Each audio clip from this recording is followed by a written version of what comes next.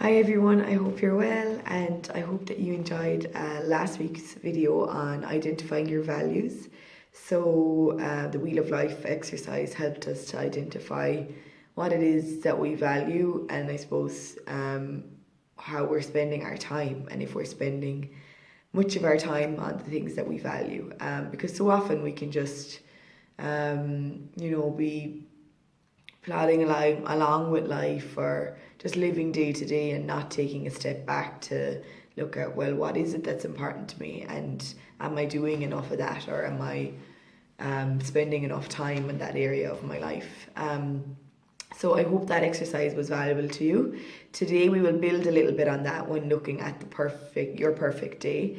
And when I say, looking at a perfect day, it doesn't mean, a day in, the Maldives, on the beach for the day, or it doesn't mean, a day in Disney World or whatever it is. But I suppose what it means more so is in your life, now, or, in your life where you are, what would be the best possible day with that? So, I suppose I suppose still including work, still including those things that was on your wheel of life, and just looking at what would the perfect day be while including those things and including things that are, I suppose, commitments that we have that we need to commit to, So yeah, I suppose the reason for doing this, and I'll come back to actually looking at the perfect day, is just to, I suppose, recognize that it is possible. We so often, as I say, just plod along with life or live day to day, or I've heard people describing it as kind of sleepwalking through life, where we're not reflecting and we're not looking at what we want. So I suppose it is possible to create a life that we enjoy and create time for the things that matter to us while still, committing to those things that we need to commit to. So it is possible to have this. And I suppose one of a psychologist that I love to listen to is his name is Jerry Hussey. He is a sports psychologist, but he has developed his own company called Soul Space. And he often speaks about how we've 900 months on average on Earth. So, our life expectancy is on average 900 months and we sleep 300 of those months. So that means we have 600 months, a week on Earth. And when you look at it like that, it's actually a short amount of time. And I think this coronavirus, I suppose, experience has taught us all that. Along with, I'm sure, other life experiences you've experienced, that life is so short and, if we can pause and take a step back and look at, okay, well, what is it that I want to achieve? What is it that I want to spend my time doing?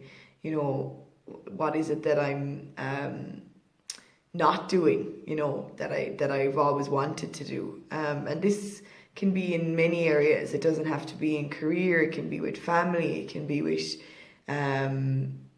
just passions, exploring different hobbies, or, I suppose giving yourself an opportunity to do things that you've always wanted to do. So yeah, I think when it's posed like that we've 600 months a week, and 300 asleep, it's a short amount of time. So coming back to the perfect day exercise, I suppose if you were to take pen and paper today and just to write out, well, what would a perfect day look like, and to really go into detail. So for example, waking in the morning, what sense do you wake with? What feeling is with you? When you wake in the morning, typically, are you presented with a feeling of, oh, another day and I have to get up and I have to do the washing or I have to make the breakfast, or is it with a sense of, okay, another day and another chance, you know. And of course, if your circumstances are challenging, it's not all, and it's not all about saying, you know, putting this positive front out. If you're feeling challenges, and then that's okay too, and that's part of life, I suppose. But it's to know the bigger picture, that days can get better, and what is it that I can do today to make you know, make it a possibility that the days coming forward will be better, you know. So I suppose coming back to that perfect day and almost imagining that you have a magic wand, and what would it look like, you know. So waking with a sense of joy and a sense of, okay, another chance at another day. You know, what is it that you would first do? Would it be to, you know, begin the day with exercise, or begin the day with a walk in nature, or begin the day, you know, slowly waking up, you know, easing into the day by maybe reading a little bit, or you know, maybe it is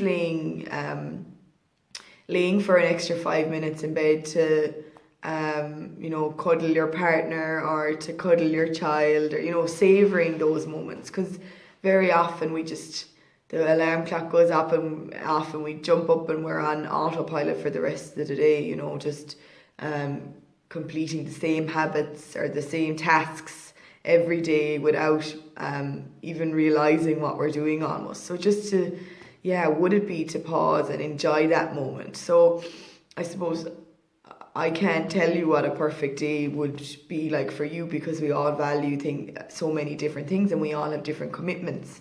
But just to really pause and reflect for yourself, and like that, write about what would the morning look like. You know, what is it that you're doing, or who are you spending time with, you know, and how are you feeling? I think that's a big one. What's going on inside, you know, what emotion is there?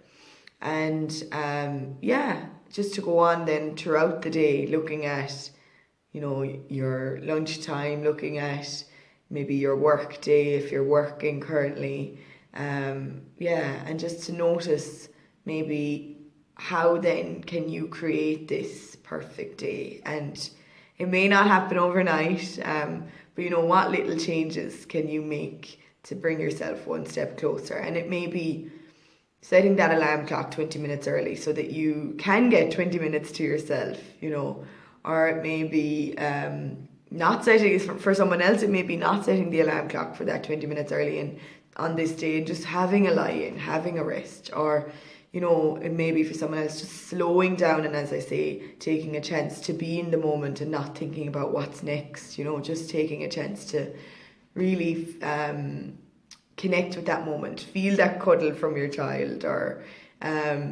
you know, connect with even just having that cup of coffee or cup of tea, to really have the tea, sit down and have the tea, rather than trying to fold clothes at the same time, or you know, get some other job done. Just giving yourself that chance, and that, I suppose, opportunity to be present. I would have spoken about that in earlier videos, to just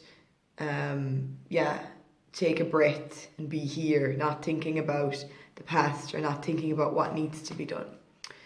So I hope this was of benefit to you, and I suppose to remember that 900 months that we have here living, and to keep that in the back of your mind is, what is it that I want to achieve, you know? And to remember that it is possible, you know. It's very often ourselves that put limits on ourselves, you know. Well, I couldn't do that, or that's not possible for me. But really, you know, so often it's ourselves putting those blocks or restraints around ourselves, and it very often is possible with small changes. You know, there's a book that I love called Atomic Habits, and it speaks about, you know, bringing yourself 1% closer to the person you want to be every day, you know. And so it's an accumulation of all the little changes that you can make for yourself, and I suppose your family, if you have a family. So yeah, just all those small wins, those little changes can accumulate to big changes over time.